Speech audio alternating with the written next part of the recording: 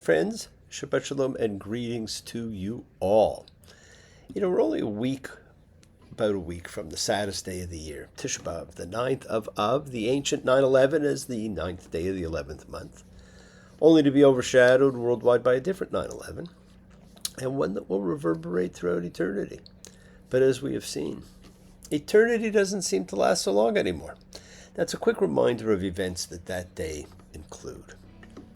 1312 years before the Common Era, the spies, that is the chieftains, return and scare the people off of entering the Promised Land and thereby sentence them to a 40-year, or for some, 40 lifetime sojourn through the wilderness. 421 before the Common Era, destruction of the first temple by the Babylonians and the first exile. 70 of the Common Era, destruction by the Romans of the second temple. 1290, Common Era, expulsion of the Jews from England. 1492, the Spanish Inquisition, expulsion of the Jews from the Iberian Peninsula, which is all of Spain and Portugal. 1942, deportations from the Warsaw Ghetto to the Treblinka concentration camp begin. It has not been a very good day.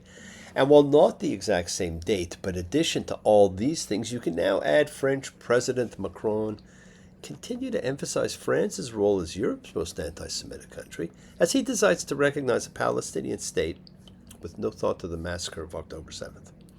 Now, thankfully, this was immediately condemned by the U.S. Secretary of State in the American withdrawal from the joke of a ceasefire discussion with Hamas, who have no desire to have a ceasefire. But never fear, Canada will be quick to back up the French and further cement Canada, and especially Toronto, as the most anti-Semitic part of the Western world. Now, I guess what will be next is get ready for regular pogroms to be scheduled in this Israel-hating, Jew-hating world that seems to be growing. Now, if you doubt the hatred that is rampant, one of the true bastions of anti-Semitism,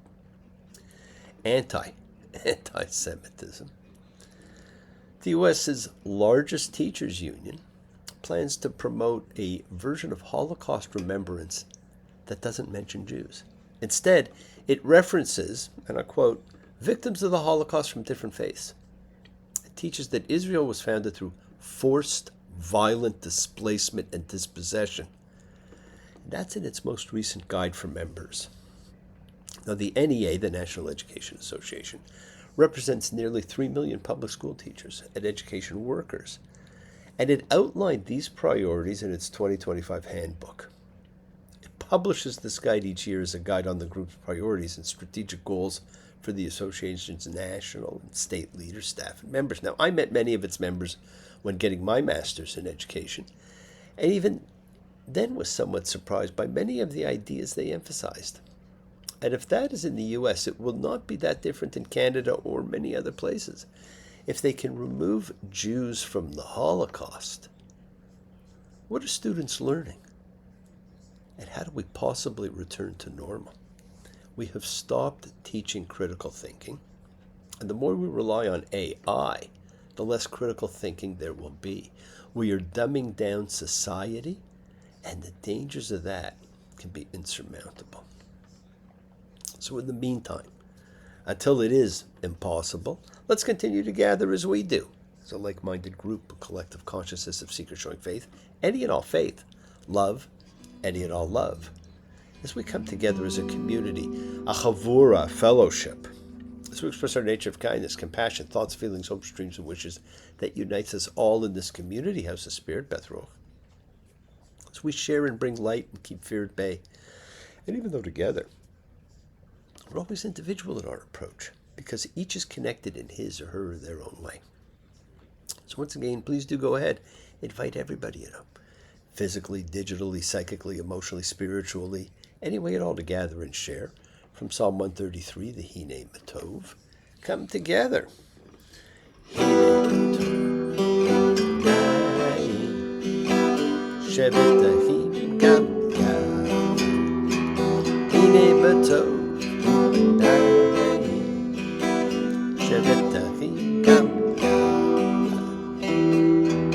How good and how pleasant it is for brothers and sisters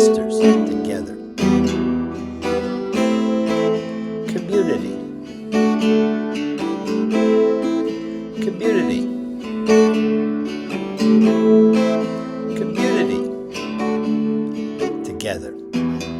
Because we support each other in this community.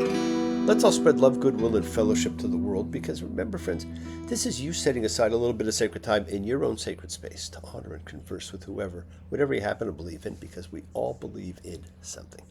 It's part of your kavanah, your intention that you put out to the universe. It's your goodwill. Goodwill and intention are the roots of what you control, of what you can correct. It is your intention that sets in motion everything that occurs in your lives. And it's goodwill, energy, light that we send out to help heal those who we know needs healing. Healing and renewals for everyone. Floats through space, finding those in need. So send it out for those you know and for the souls and spirits of everybody you love. Think of whoever that needs healing and renewal and love, or just plain goodwill. Focus on them. Call their names. It's not just for people. It's for our pets. It's for the earth. It is the healing of the world. The tikkun olam, that is part of our spiritual genetic makeup. And a part of the healing of the world is when we send thoughts and energy for health and renewal and goodwill for everyone. They don't have to be sick. It's for those in our hearts and our minds. So let's all send out energy for the people in need everywhere. And always special thoughts and prayers for those who are truly in need of assistance, because we pray for those who need prayer. We don't have to know them. We want health, recovery, good life for everybody around us. Let's continue to send healing energy for the hostages still held, still languishing in their pits of despair, forgotten by any new war, any new event, any new celebration, any new celebrity. Another week passes, and again nothing about their freedom. But these are never to be forgotten victims. We say never again, but we do nothing to ensure never again is never again. Time will never erase these people, and let's continue to pray for the victims of the tennis flood and the poor children. It's getting under control, but what horrible damage and what devastation. And for all of those who are close to us, for our friends, for our family, for our loved ones, for Alan, for Inora and Winston, for the fairy godmother taking care of one sick family member after another, for Miriam and Charles, Bill, Abid, for my friend Carson, for Callie off on summer vac, for Gabby, for Trevor and Jess, for MW, want to see MW, for the builder, for Snoopy, for the elf, and for Sabrina and Dave, for Marina and Paul, for Pam, for Pinky and Alana, for Johnny and Fern, for Kathleen, Carla, Mina, for John and Maria, for Doria, for Gloria, for Connie and Ronnie, for Tally and Mayim, for all these people, for Nina, for Danny, all those suffering and in need. And let's never forget to include the familiars of our lives. They're with us all the time, our sacred animal friends everywhere, for everyone you know in need, for the whole world, and for Devora. We pray for those who need prayer. Friends, it is the kindness, healing, wishes, goodwill, and love we all send out. It just circles the world finding those in need. So thank you, each of you, for all you do, for all you care. Because the world is a world of spirit, and spirit, my friends, never dies. Me.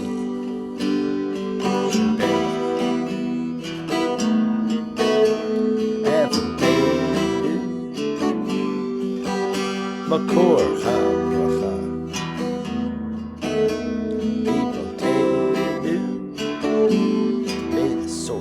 Strength. Bless the ones before us. Help us find courage. Make our lives a blessing. The renewal of body. The renewal of spirit. Let us say, Amen. Baruch, let us all have our spirits renewed. This is the great prayer for healing, which we call upon God to heal as He has healed before. Baruch, may He who blessed, because all healing is a blessing. So let's all send and receive healing and renewal energy in our efforts to love, to share, to care, to grow. Now we've reached a critical, if not the critical part of the Torah, believe it or not, as we read mattot, massei, tribes, and journeys. It's a double reading. We've reached the end of the book of Numbers, and therefore we've actually reached the end of the narrative. The people have reached the entrance to the promised land, but they don't cross over. It's an ending that doesn't end, and it is here that they will stay. People stay just a little bit longer.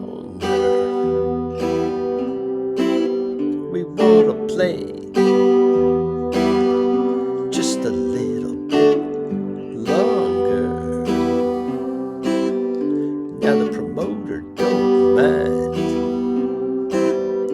and the union don't mind. If we take a little time, leave it all behind, and sing one more song, won't you stay just a little bit longer? Please, please, please, say you will. It is a bit of an odd ending, which you're going to see. We're watching the most unique society to have ever lived. And what certainly seems like a dominant theme is the search for freedom. And that becomes an important part of this week's reading. It's still an important part of our world. Freedom comes in many fashions. And of course, we're reading about the first mass exodus of people in search of that freedom. But it doesn't take a mass exodus. It simply takes each individual, each one of you. This journey of the wilderness generation is both a mass journey on the way to a promised land and an individual journey like the one each of us is on. And on that journey, we spend time with people. We move away from them. We meet them again, together, yet apart. A group, but an individual. Happy trails to you until we meet again. Happy trails to you. Keep smiling until then. Who cares about the clouds if we're together? Sing a song and bring the sunny weather.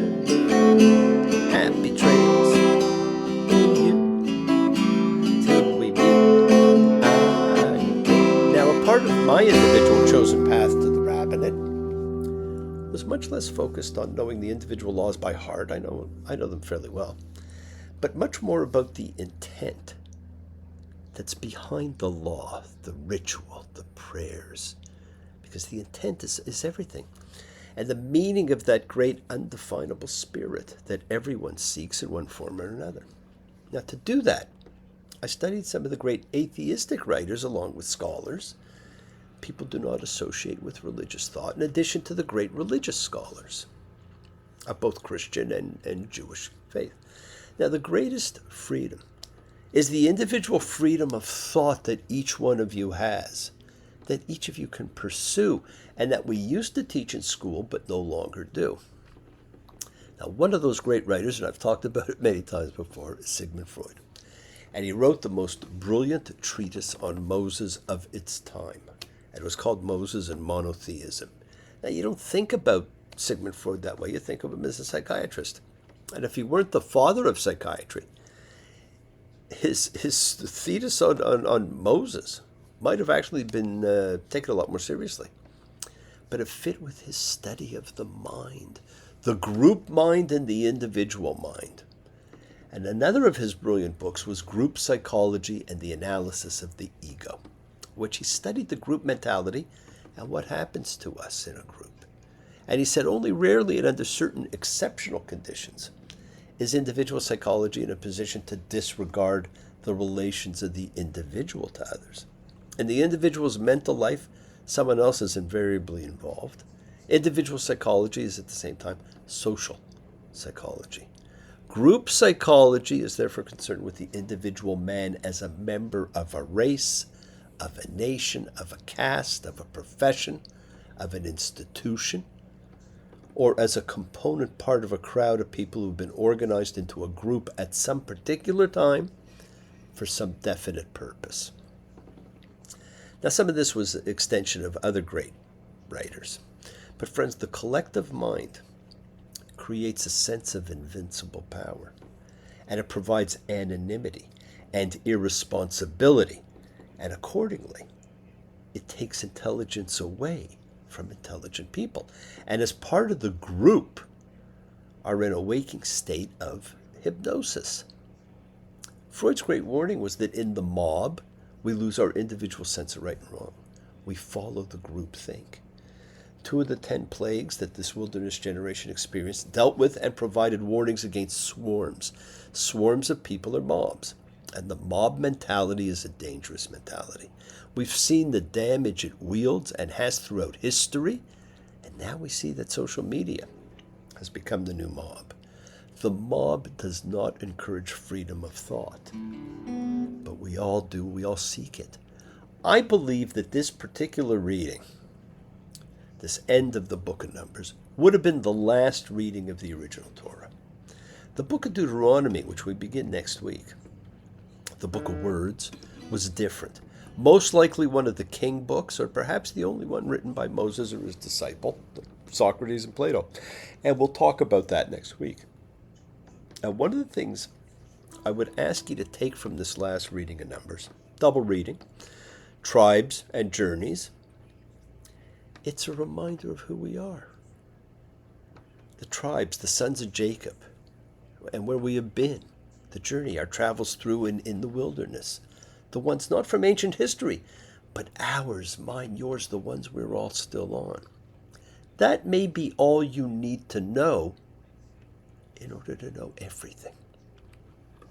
The tribes are those sons of Jacob, the 12 tribes, the disciples of Christ, the knights of the round table, all 12s, the measure of time, the signs of the zodiac, the stars in the universe. You are all of those. And every one of them is connected. These are still tribes, and we spend our lives in tribes.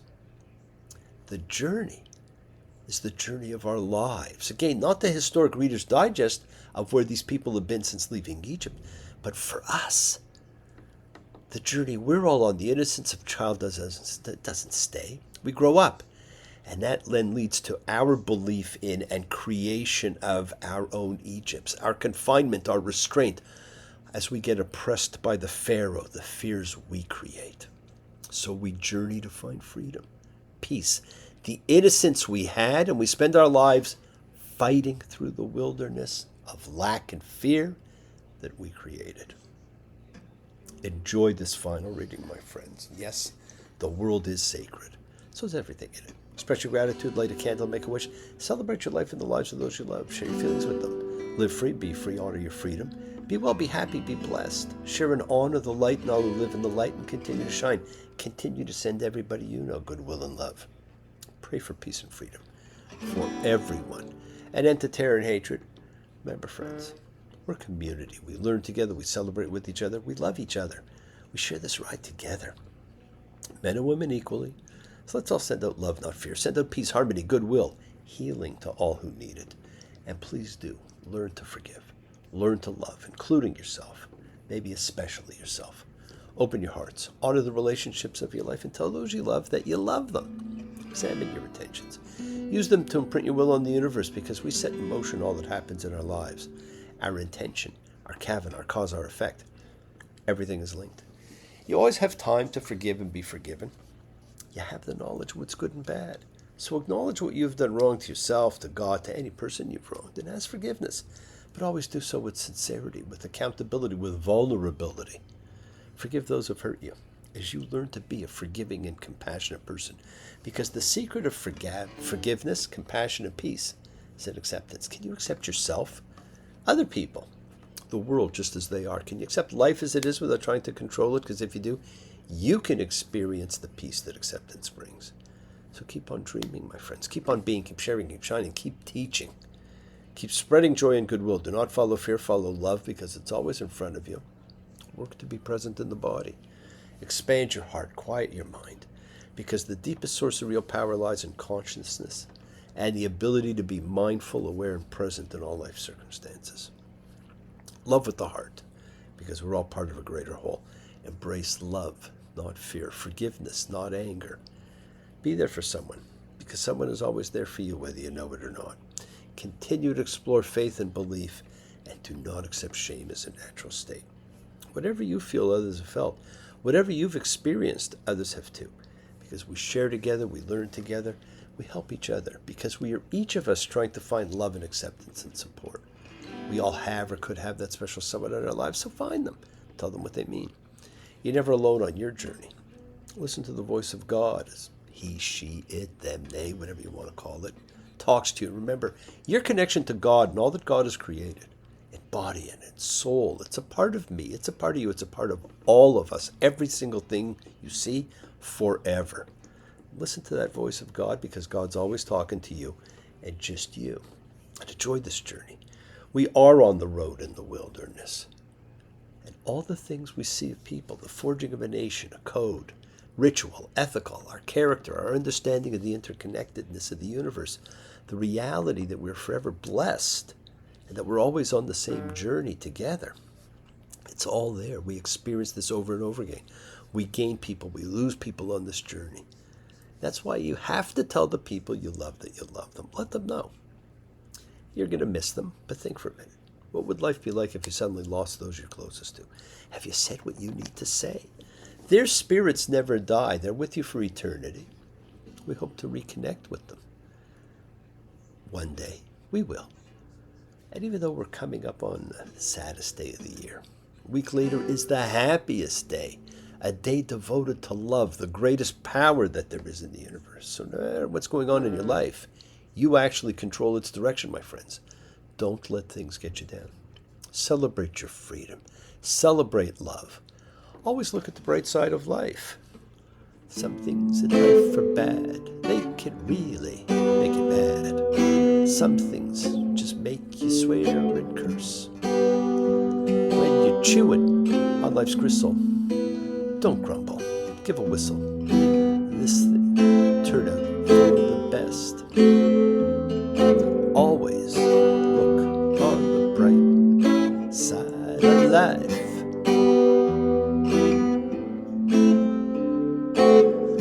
Always look on the bright side of life.